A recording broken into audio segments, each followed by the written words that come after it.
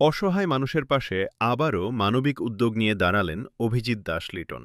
সম্প্রতি এক অসহায় পরিবারের পক্ষ থেকে তার কাছে সাহায্যের আবেদন আসে। জানা যায়, এক শিশুর চিকিৎসার জন্য জরুরি কিছু মেডিকেল টেস্টের প্রয়োজন হলেও আর্থিক সংকটের কারণে শিশুটির পরিবার তা করাতে পারছিল না।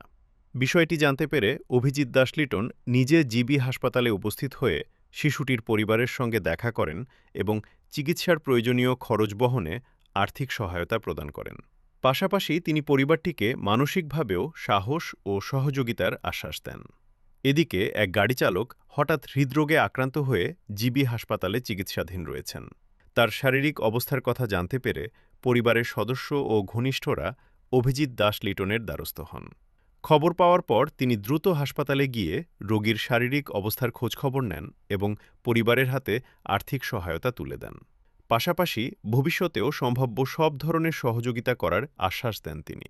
স্থানীয় মহলে অভিজিৎ দাস লিটনের এই মানবিক উদ্যোগের প্রশংসা করা হচ্ছে। সমাজের বিভিন্ন স্তরের মানুষ তার এই সহমর্মিতাপূর্ণ ভূমিকার ভূয়সী প্রশংসা করেছেন।